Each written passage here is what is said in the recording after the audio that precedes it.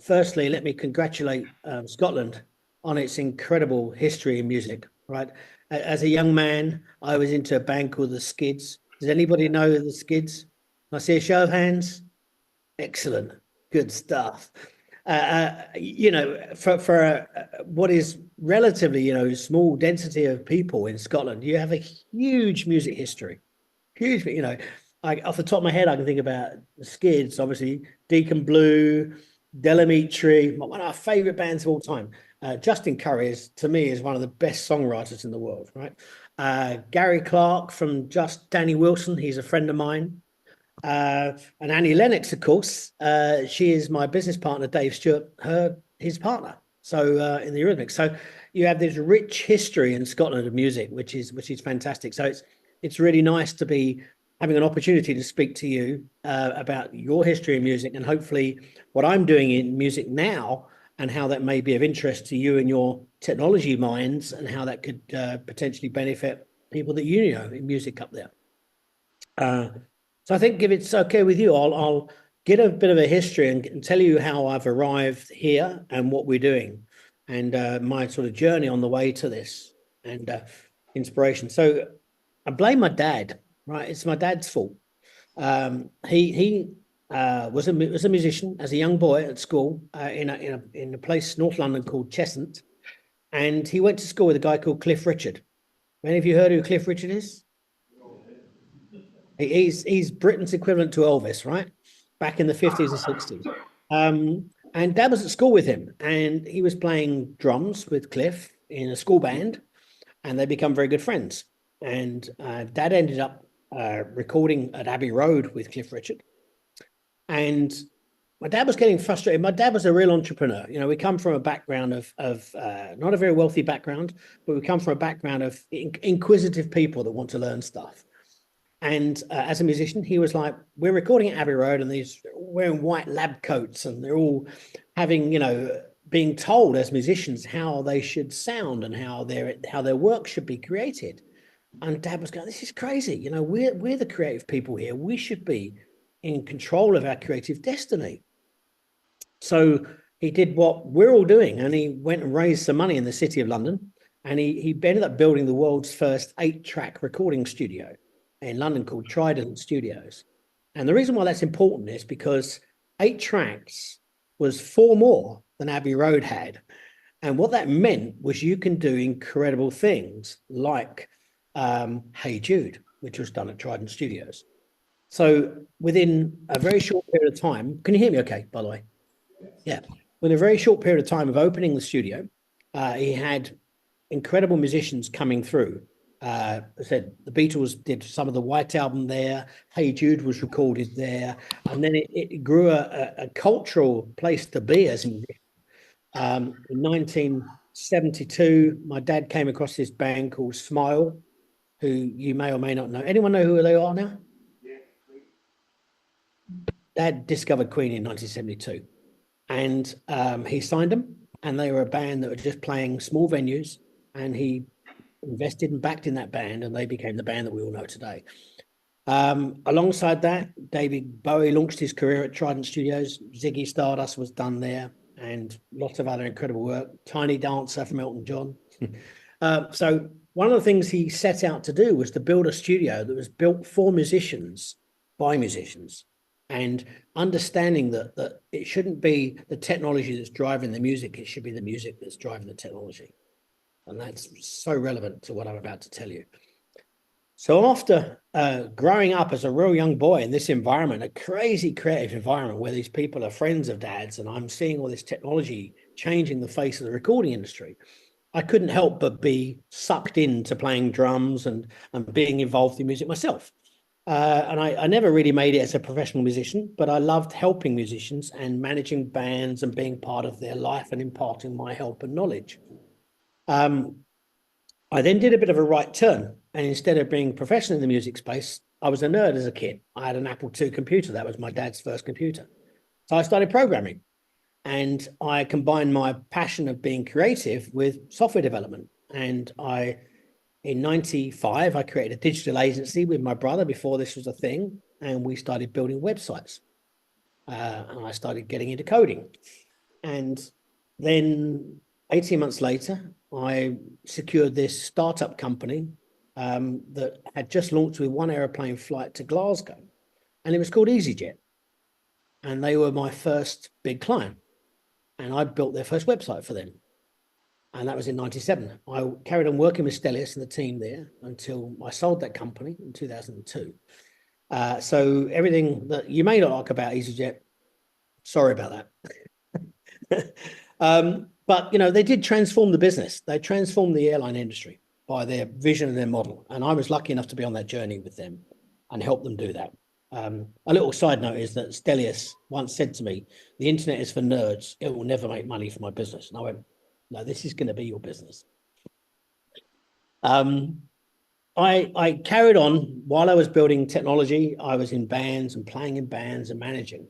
And then I happened to meet, I was asked to speak at a conference in London with a chap who now we all know is my business partner, Dave Stewart. And Dave Stewart from the Eurythmics was asked to talk about the disruption in the music industry. This was 18 years ago. And he was talking about how Napster had really caused chaos in the music industry by making free music and allowing free downloads. And I was there to present what I'd done for EasyJet and how that was disrupting the travel industry. We got on very well, and my father happened to be there. My dad was there, and I introduced them to each other.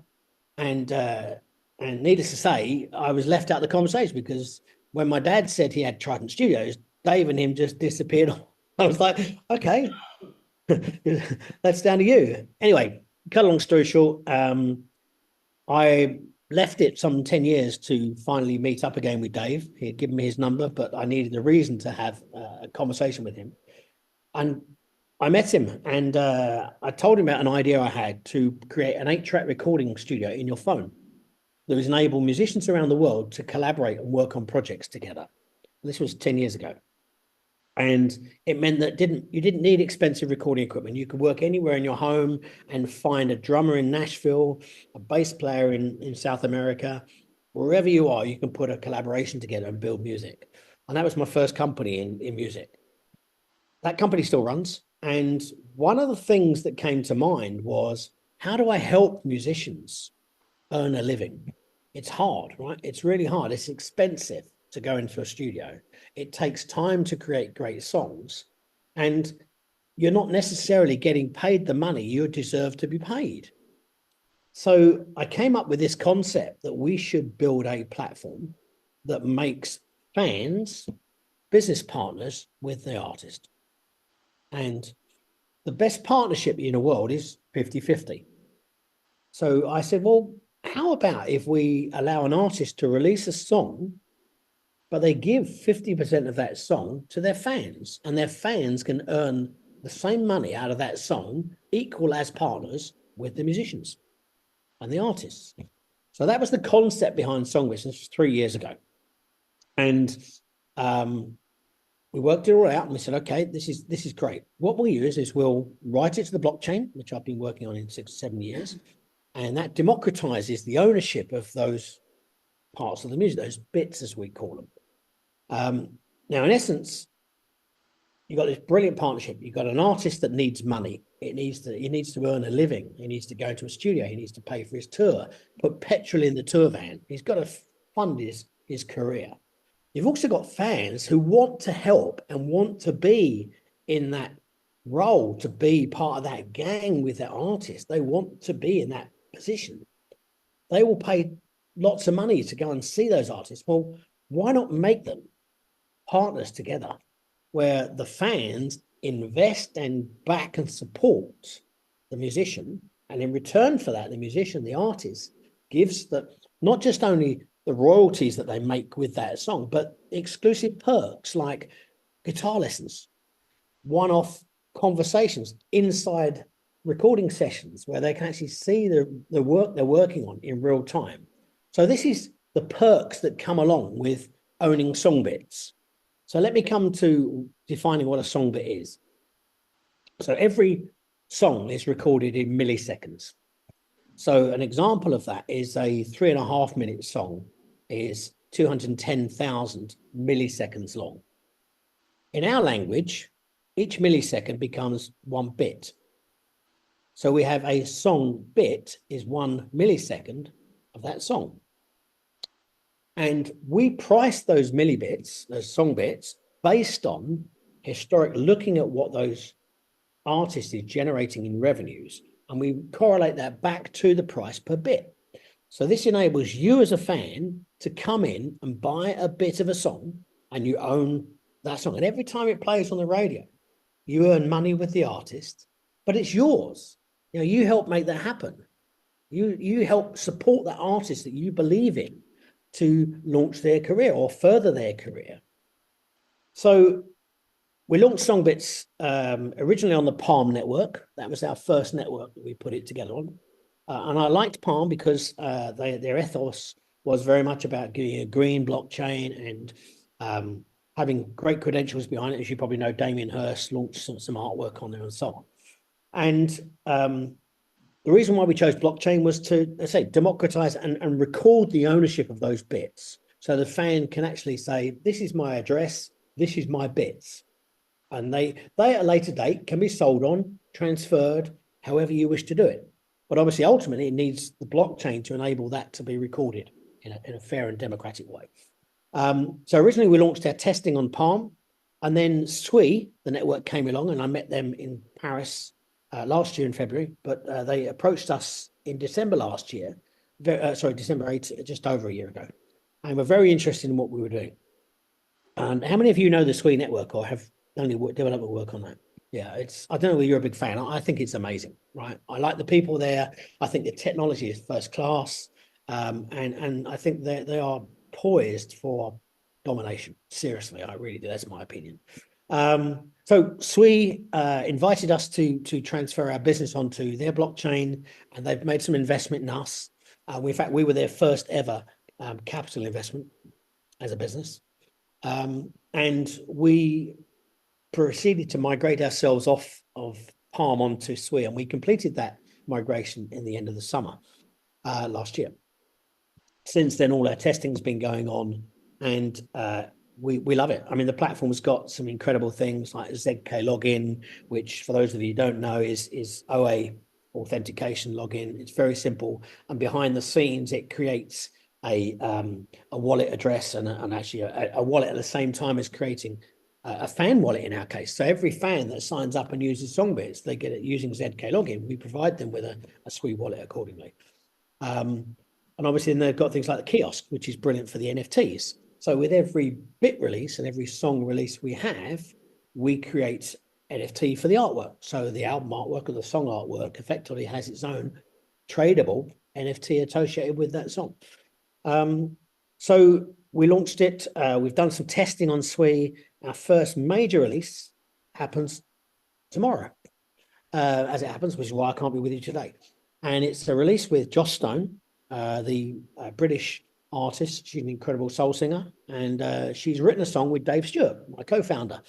And it's releasing tomorrow, and you can go and buy it with Apple Pay or Google. You don't need to understand anything about the technology because, you know, we as nerds, right? And I classify myself as one of you guys, right?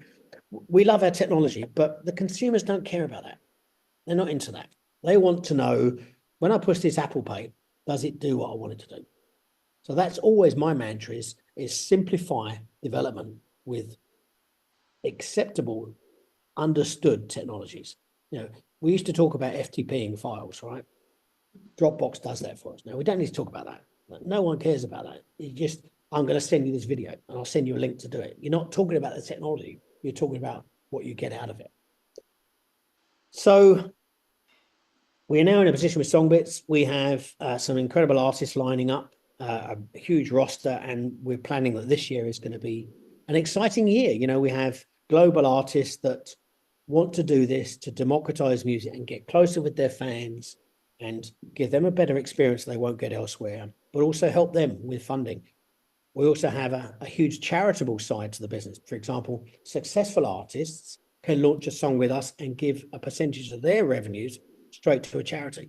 And we're doing that with this Joss Stone release. 20% of that song is going to World Kitchens. They're actually actively in Los Angeles feeding people that don't have a house. So, you know, it has great capabilities, and I'd love to find out any questions from you. I mean, that's where we're at. So hopefully that's covered what you'd like to know.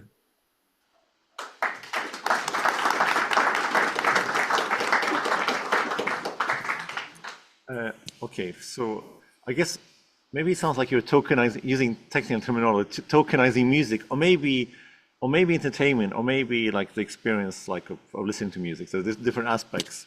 So that's like the user or the consumer or the fan, like I don't, how would you like to call them? Do they buy the music? Do they invest in the music? Do they like engage the music? Like or so what's the correct like term? And is it Yeah. like a transaction, or is like always like they invest in the music and then it's like they get some benefit long term, or like can you explain that? Yeah, absolutely. So if you go on songbits.com and have a look for yourself, the song is laid out, and it stipulates how many bits are available for sale, and you can choose how many bits you'd like to purchase, and you can hit it with an Apple Pay or Google and just buy those bits. And with those bits comes your rights as a consumer, as a fan. So not only do you own 1 or 2 or 3 or 4% or 5 or 20% of the song, you also get with that song the opportunity, whatever the artist is putting forward, and that can be a recording session, it could be a signed T-shirt, it could be a signed poster, it could be the usual great fan stuff. But in that mix, often is really unusual things that are very exclusive, like a guitar lesson from Dave Stewart, which is available for sale on this release tomorrow. You can actually pay for, with your song bits, you own a guitar lesson. You're going to get an opportunity to sit in the room and play with him, right? And play some music together. So every single song has different criteria according to what the artist wants to give back to their fans. You can buy as little as 1 bit or as many as you want. But ultimately, if I talk about how the payments work, I'll give you a little bit of insight to that as well. Say, for example, that song makes £100,000 in that year. £50,000 of that goes to the fans. It's a partnership. So he takes 50, the fans take 50. So it's a really democratic way of just simplifying revenue. You know, the artist gets the benefit because they get the money up front to go and do their great work. When that song gets released, or the next song, then the fans get to benefit down the line as well. So it's a long-term revenue stream as well. That sounds amazing. It sounds like a musical security. In essence, yeah, I suppose you could be. I mean, we're not calling it a share or any of that stuff, because ultimately it doesn't need to be thought of. It's an ownership. You're owning part of that song with the artist. In our word, you're owning a bit of the song. Sounds amazing. Any questions? If you could please come forward and ask it. Ask it at the laptop. You know. Yeah, you just go forward. Sorry, this question is going to be from a financial point of view. Hello there. Hi. Hello, What's your hi. name? Hi, my name is Amit. Sorry, can you Amit. see Hello, me? Amit. Yeah, can you see me? Yes, I can. Lovely to see you. Weird setup. When you were describing that the artist is gonna create a song, one interesting thing you mentioned was you're gonna put a valuation on it based Yeah. on what method, and Yeah. how So is it any different than a company launching an IPO and a big yeah. bank like Goldman Sachs, who likes to call themselves underwriters, like example, who decides the value of a property, who decides value of anything? It's the underwriters. Yeah. So where is the decentralization if there's going to be people who going to decide how much that millibyte is worth? Is it Yeah. not open for manipulation then? No. So what happens in the first instance is that when we're discussing releasing a song for the first time with the artist, we can look at their previous socials, their previous history with selling songs, and we have a whole load of software in the background that works out calculations price per bit, and that enables us to put a price per bit for sale. And that then is typically based on like a 5-year return on investment for the fan. So if you put $1 in 5 years' time, you'll get that dollar back and whatever else it makes. So that's how we democratize the thinking behind the price of the bit. Now, I think what you're also mentioning is about the secondary market. Yeah. So, for example, when it's not live yet, but it's something we're working on now. When you come to say, for example, you bought $100 worth of a particular song, and you may say, I'll sell 50, to another fan. We've already got the technology in place to enable that to happen in an FCA compliant way. So you can say, oh, I'll sell 50 bits, and instead of paying $50, I want $75 for it. So yeah, you can mark it up or sell it cheaper. That's your trading platform. Okay. Does that answer your question? No, it did. I have more questions in the back of it, but I'm not going to take everybody's time. Yeah, you can always, anyone, by the way, anyone who wants to ask me any other questions, you can drop me an email at russell@songbits.com, and I'm more than happy to engage with you guys. But please, fire away. Hi, Russell. Hi, Hello Russell. there. My name's Maxwell. I've got Hello. a slightly complicated question for you. So I've been a A touring. beer you've got there. I've been a touring. Well, a bit. Yeah. Well, we're all drinking here at some I point. love that. I love that. Oh, vodka, excellent. Preparing for the release. So I've been a touring musician. I've been played around quite a lot of the world, and I guess why I'm interested in what you're saying is because the average song, if we're looking at this from all music sales, are about 3 minutes. I played a metal band where pretty much everything was done DIY. So booking the gigs, selling the merch, printing the merch, all that business, right? So you're talking about getting the opportunity to get a share, inverted commas, in a piece of song, right? A bit, right? But we're talking about this in layman's terms, yeah? I know that it's not what you're selling, but what proposition does smaller independent artists get for investing in this sort of tech, like this space? So well, that's rather beautiful actually, because we have done some launches with independent small artists. So there's a duo called Jack and Daisy on our site. You can go and have a look at their bits, and I can't remember the bit price now, but it's probably like 10 cents or something for a bit. And that sale and their release on SongBits with us has made them, I think, in the region of around about £20,000. And you know, and that's a significant amount of money when you're a start-out band, right? That's paying for your tour. That's one release, and it changes the dynamics between your fans and yourself. They have a vested interest for you to do well, right? So you're incentivizing the creation of mega fans that are giving directly to their users. Sorry, I'm struggling to hear you a bit. So, No, I said you're incentivizing the creation of like mega fans that can pay directly and communicate to the artists. it's not just mega fans, any fans. I mean, it supports anybody. You don't have to be a mega fan, but if you have an interest in that song or that artist, you can get involved. And that's the point. So it doesn't matter if, you know, you're obviously a very hard-working touring musician yourself, you know, and you know how hard it is, the work that you put in the studio and how much money you spend on petrol and touring, right? To try and if you have the opportunity for your next release, pays for your next tour, right? It makes a massive difference to you. And the accountancy terms, they use this term called discounted cash flow, which is like, I'm not an accountant, but that's what it effectively, instead of waiting 5 years for your money from Spotify, you get it in a week. Thank you. Hope that helps you. Hey Russell, fascinating talk. My name's Martin. Thanks very much for your. Hello there. Nice to meet you. Hey, quick question. So, I get the whole blockchain bit whereby you're selling these bits and that's all locked away and it's completely transparent.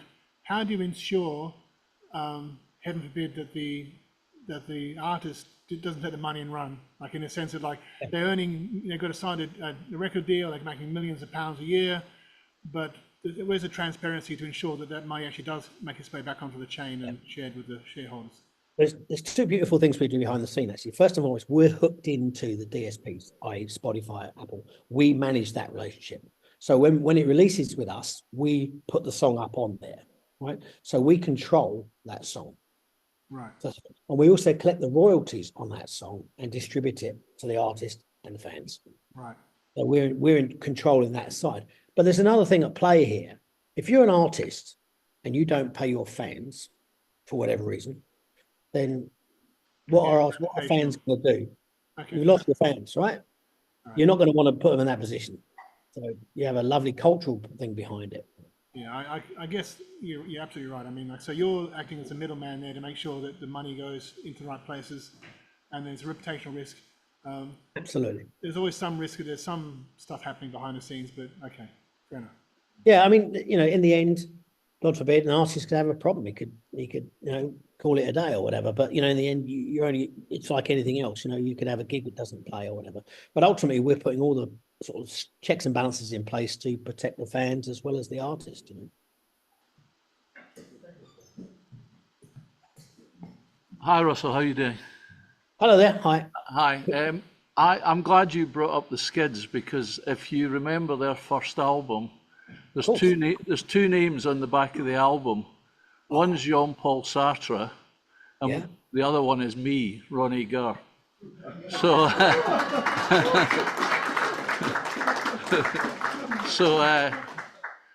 so that was nice. Anyway, my question is. I have to say that was not pre-scripted, by the way. I didn't know that.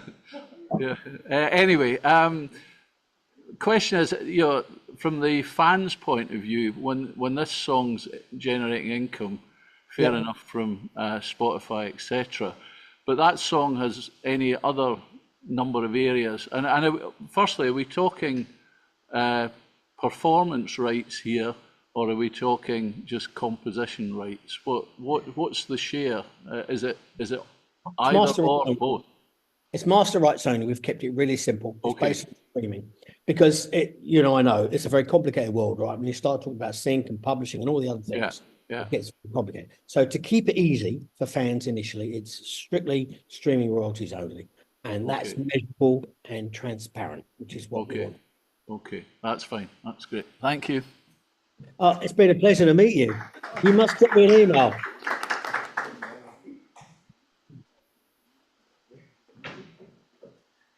Hi, nice to meet you. I'm Sean from started working in Sonim. And thank you so much. And then actually in my first presentation or speak, I put like importance of the entertainment. So I appreciate this talk. Then my question is like, how was the reaction from creator and then like producer or those creator side? That's the first question about the reaction from their side. And also I'm wondering like how do you sell the benefit for them to dive into like leveraging the technology or your product?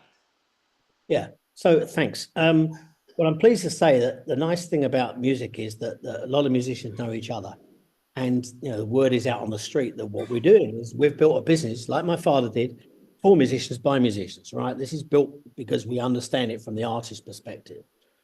So in terms of actually securing artists to come on board the platform, we have our own dedicated A&R team, artist and repertoire team, that actually manage the relationship and outreach to artists that are expressing an interest, as well as we go after artists and say, we would love you to get involved in this. So that's where this next year is really going now. We're having a roster of people that want to be on SongBits. And what was your second part of the question? I think it was about reaction from creators. the reaction from the artists. Yes. In what respect? Like they are happy that they get more income, or Yeah. Well, it does two amazing things, right? I mentioned about Queen, and that has an interesting overlap here because when Dad signed that band, he understood the power of a fan club from his work with Cliff. And one of the things they set out to do right at the beginning was to build an incredible fan club behind Queen. And we now call it Data, but it wasn't called that back then. So what the Queen fan club would allow you to do, you could pay like something like 50 pence a month, and that would give you signed photographs and discounted gig tickets. None of this is new, right? This is established stuff. So you would pay a discount, you would pay some money into a fan club, and you would get first opportunities of what that band is doing. But more importantly, what that did was that gave incredible data to enable my dad and Queen to make decisions on where they would go, where they would tour. And one of the things that, for the first 3 albums of Queen, it was funded by my dad and Trident Studios before they had a record deal. So Sheer Heart Attack, which is Killer Queen, all of that was funded by Trident Studios. And what that enabled Dad and Trident to do was to go, okay, there's a catchment of fans in Japan here that love Queen. They're spending money in the fan club. So let's take Queen and put them on tour in Japan because we know we'll sell out. Now, this is before the internet, guys. This is like having to use postal addresses to say there's a hot spot of people here. If you think about that now from what we're doing as a business, we're enabling our artists to understand where in the world their fans are. So that does the same thing. Like, you have a hot spot in Venezuela. go and tour in Venezuela. We can use that data to inform decision making. So to answer your question, I think the artists are delighted because it gives them better insight as well as money as to where their fans lie. Right. Final question. Yeah.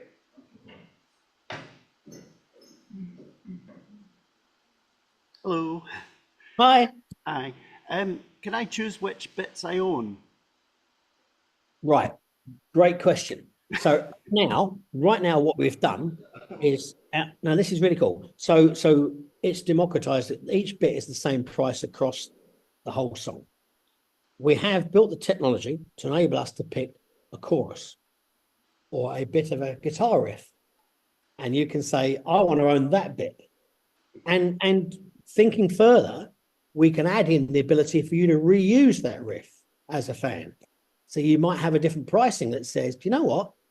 I've bought those bits. I'd like to use that guitar riff in something of my own." And the beauty about blockchain is we can tell where those bits are being used.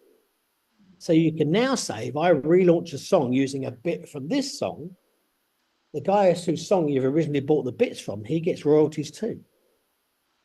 How does that work with copyright? If you're a DJ. Say again? How does that work with a copyright if you're a DJ? Very interesting. So obviously that has to be part of the contract that you have as a fan when you're buying those stems or those bits. It's written into that contract that that artist is giving you the rights to use it on certain material based on you're sharing royalties with him. So Amazing. This was fascinating, and I think the audience loved. We all love this topic. So it's so fascinating you. what you're building. I'm gonna share like your LinkedIn, and I'm gonna share your website with like everyone here, so they can follow you. It's been my pleasure to. I'm sorry I couldn't be there in person, but it's lovely to talk to you. But thank you so much. Thank you. Bye-bye. Bye. Bye.